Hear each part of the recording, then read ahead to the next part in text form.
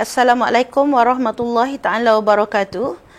Saya Cikgu Nur Faizah binti Ibrahim dari Sekolah Menengah Sains Tengku Muhammad Faris Petra. Pada hari ini, Cikgu akan membincangkan satu topik sejarah daripada tingkatan 1 KSSM, iaitu bab 8.3, iaitu ketokohan Nabi Muhammad sallallahu alaihi wasallam sebagai pemimpin. Okey, tajuk ini cikgu fikir bagi kamu, mesti kamu ingat tajuk ini sangat senang.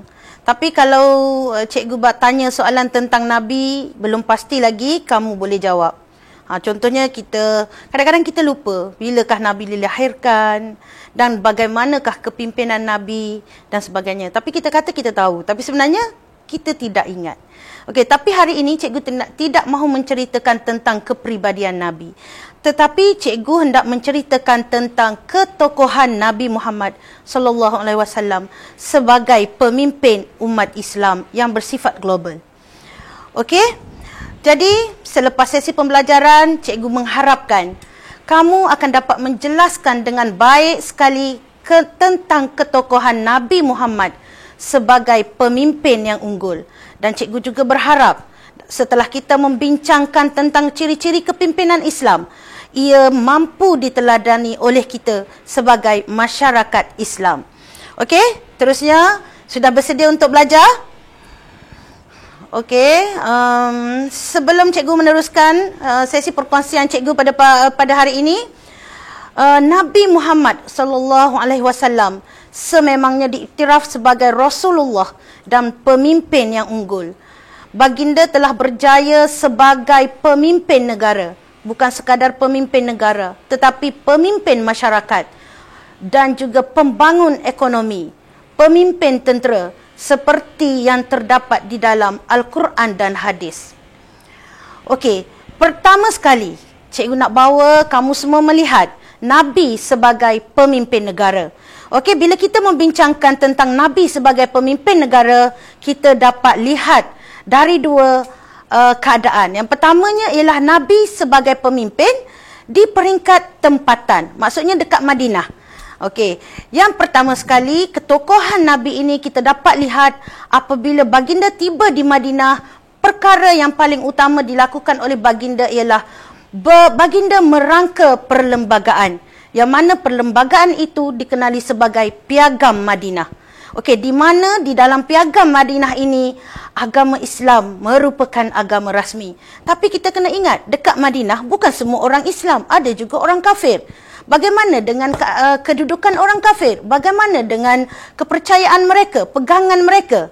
Okey, tapi kita kena ingat, dalam Piagam Madinah walaupun Islam sebagai agama rasmi, tetapi orang bukan Islam bebas mengamalkan agama dan adat masing-masing.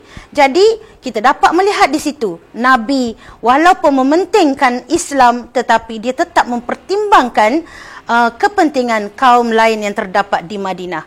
Okey, selain itu, Nabi Muhammad SAW juga telah mempersaudarakan masyarakat Islam di Madinah, iaitu masyarakat Muhajirin dan juga Ansar yang datang dari Mekah bersama-sama dengan Nabi, sebelum Nabi, dan juga penduduk Islam di Madinah. Okey, dan yang ketiga, kita dapat lihat Nabi juga telah menyatukan masyarakat Islam dengan bukan Islam. Seperti mana yang kita tahu, sebelum kedatangan Nabi ke Madinah, keadaan di Madinah adalah berada dalam keadaan tidak stabil, berlaku pergaduhan, peperangan di antara orang Islam dan juga orang bukan Islam. Tetapi selepas kehadiran Nabi, masalah tersebut telah dapat diselesaikan dengan mudah sahaja oleh Nabi Muhammad sallallahu alaihi wasallam.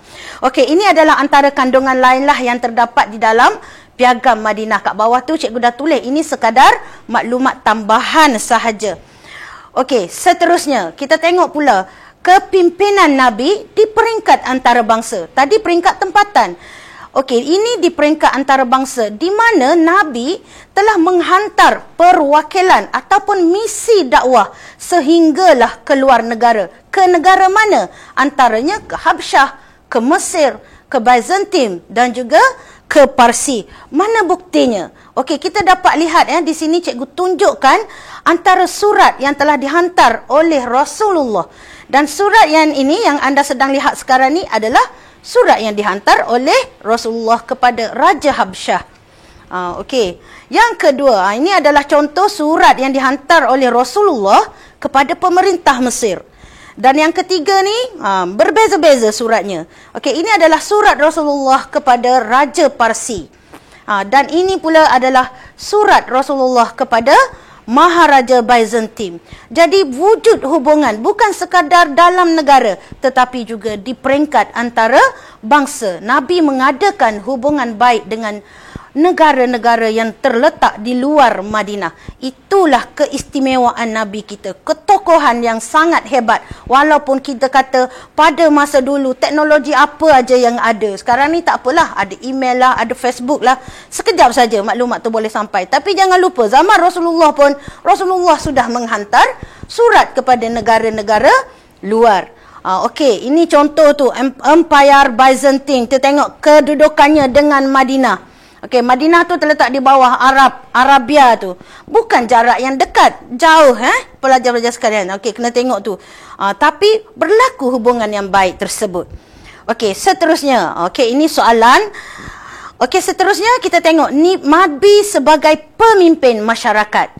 Okey, di Mekah sebelum Nabi Muhammad SAW berhijrah ke Madinah, Nabi menekankan aspek akhlak, akidah dan juga syariah terlebih dahulu ke dalam jiwa penduduk Mekah pada masa itu.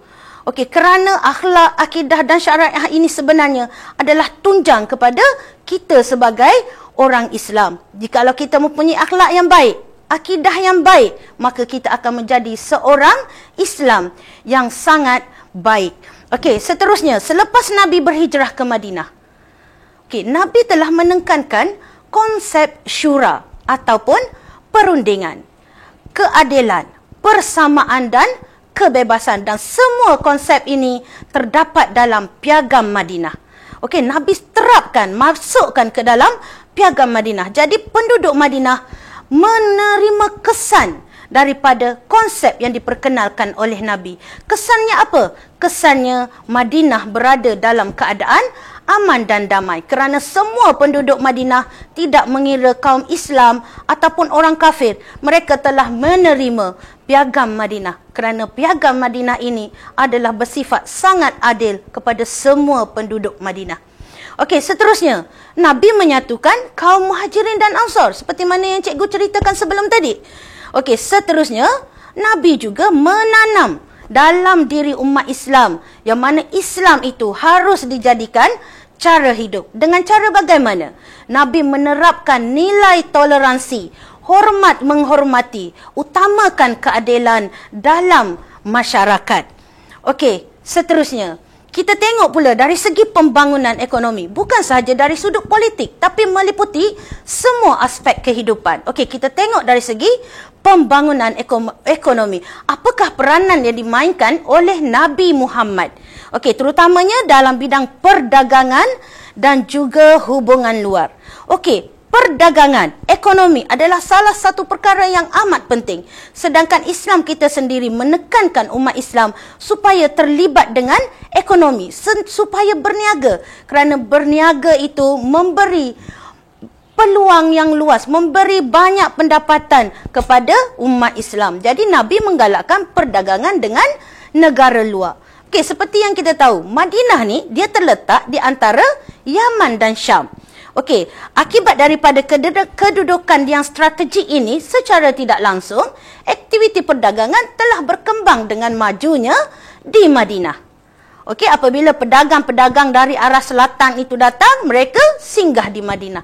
Dan Madinah telah berkembang sebagai pusat perdagangan dengan negara-negara luar. Okey, secara tidak langsung, hubungan dengan negara luar terbentuk dengan sendirinya. Okey, itu dari segi pembangunan ekonomi. Okey, seterusnya, Nabi juga memberi tumpuan dalam bidang pertanian, yang mana Nabi sangat menggalakkan masyarakat bekerja keras dan aktif dalam bidang perniagaan dan juga pertanian. Tetapi Nabi mementingkan prinsip ekonomi Islam. Okey, mesti berkait dengan prinsip ekonomi Islam. Tidak boleh menjalankan ekonomi selain daripada prinsip ekonomi Islam. Okey, prinsip ekonomi Islam tu macam mana?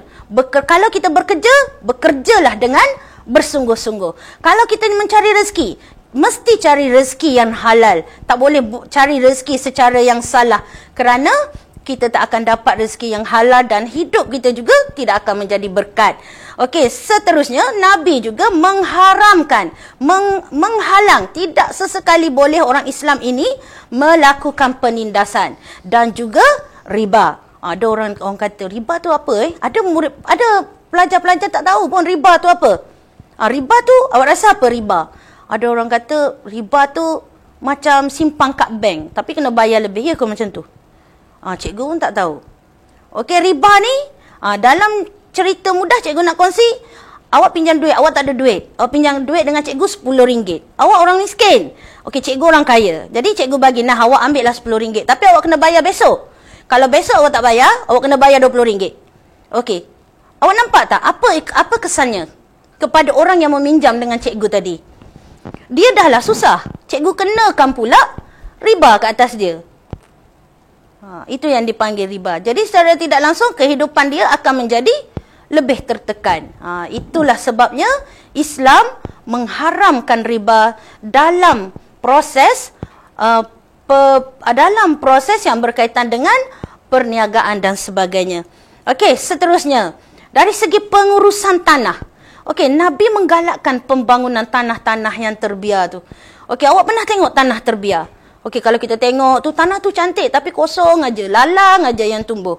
Kalaulah kita tanam pokok pisang ke, mesti kita dapat hasilnya. Jadi kita pun rasa macam, sakit mata lah, tak ada projek ke apa ni. Jadi Nabi sangat menekankan tentang pembangunan tanah terbiar. Kenapa? Kerana tanah terbiar itu sekiranya diusahakan, kita akan mendapat hasil yang lumayan. Dan Nabi juga telah menebus semula tanah yang tergadai kepada orang Yahudi. Jadi secara tidak langsung orang Islam dapat balik tanah yang telah tergadai kepada orang Yahudi.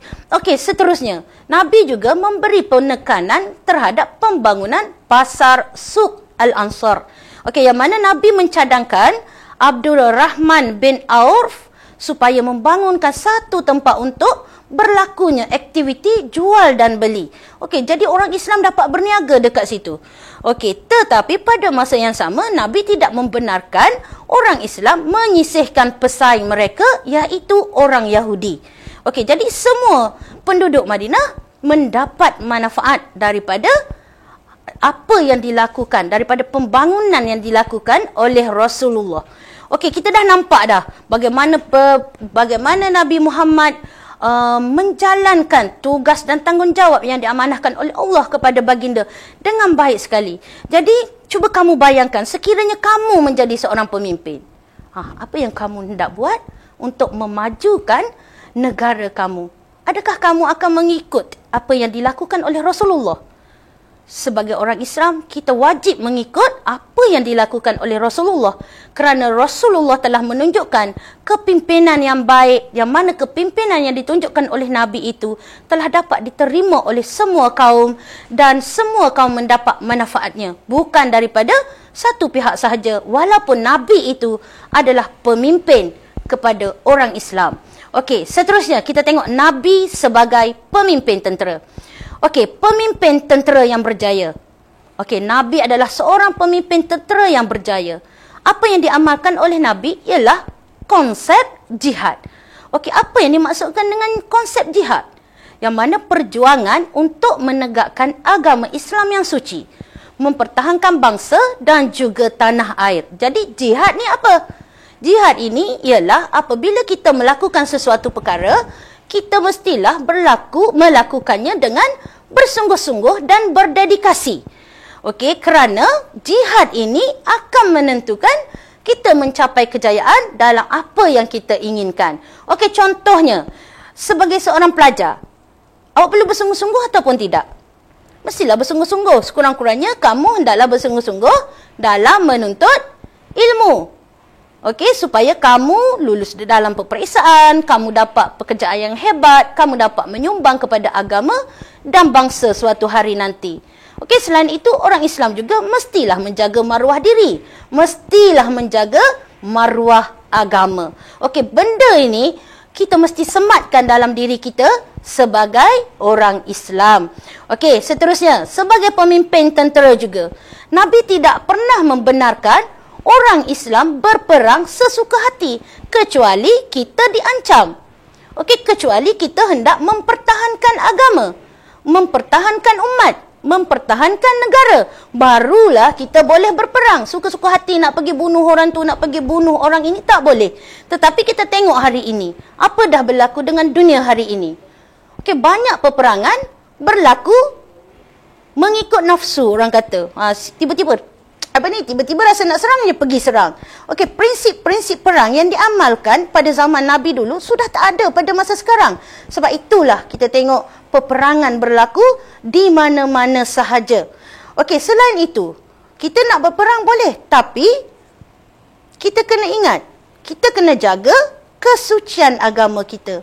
Okey, kita kena jaga kesejahteraan manusia sejagat. Ini menunjukkan Islam tidak menggalakkan peperangan.